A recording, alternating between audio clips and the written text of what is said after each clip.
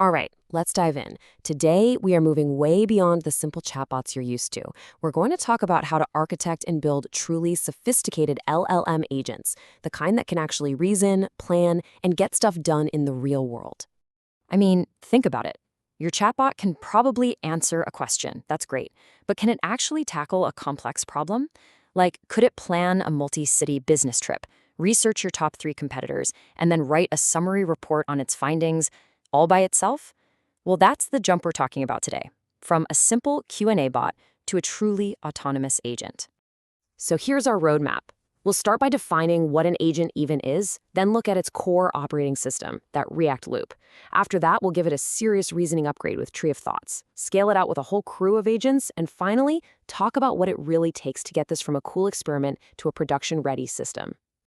Okay, first things first, let's make sure we're on the same page.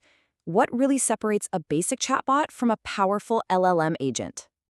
It really boils down to two words: autonomy and action. An agent doesn't just chat with you, it does things. It uses a large language model as its brain to think through a problem, create a plan, and then, this is the key part, it uses tools like APIs, web search, or your company's database to actually execute that plan. So, how does an agent actually get things done? Well, at the heart of it all is a really elegant, powerful cycle called the React loop. It's the fundamental building block. The logic here is just beautiful in its simplicity. First, the agent reasons.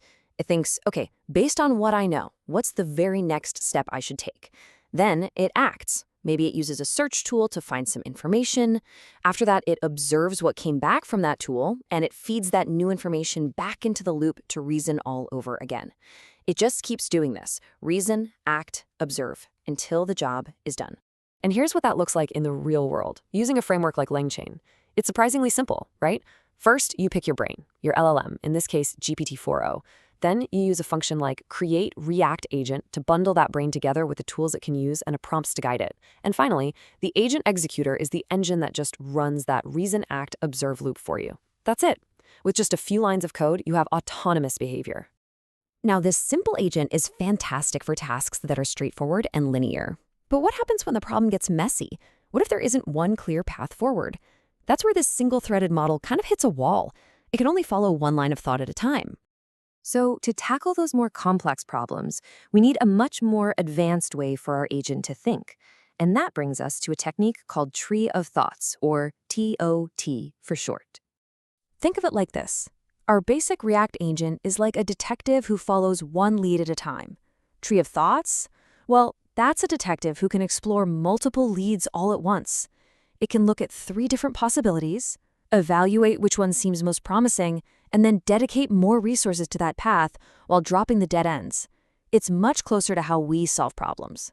So when it comes to actually implementing this, you face a really important trade-off. On one hand, you've got an experimental taught chain from LangChain. It's super easy to set up, but it's pretty slow and you can't really customize it.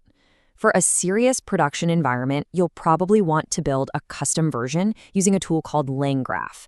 It's more work up front for sure, but you get way more control, better performance, and you can integrate any tool you want.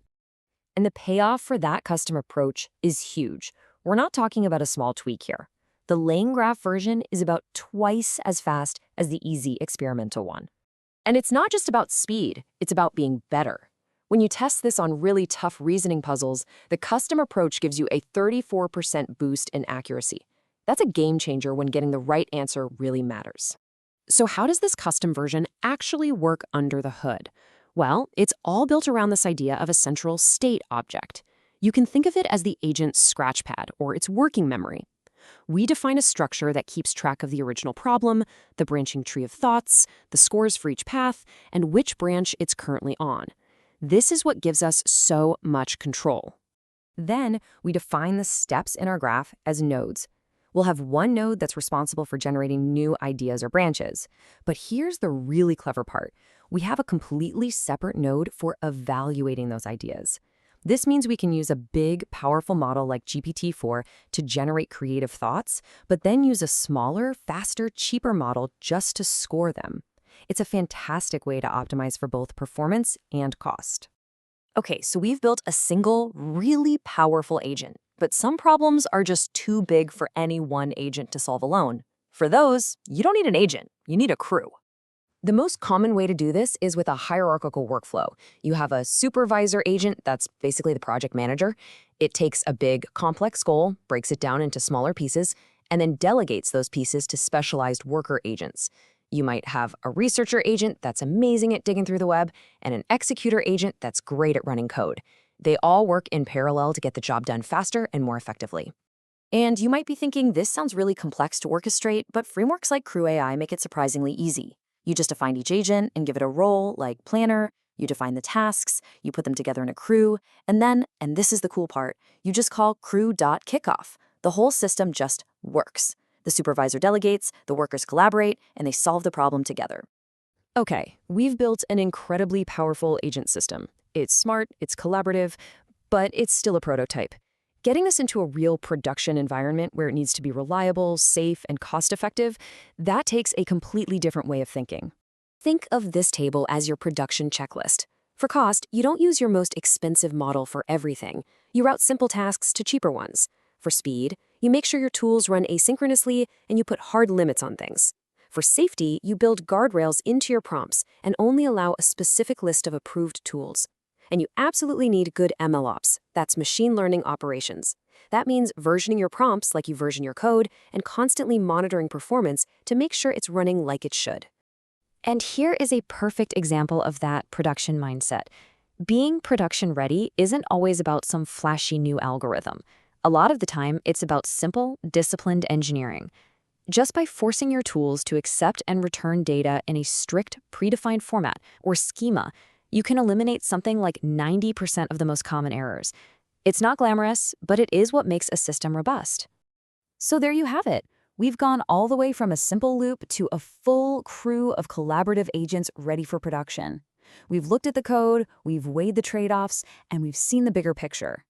So the only real question left is, now that you have these incredibly powerful tools, what complex problems are you going to solve first?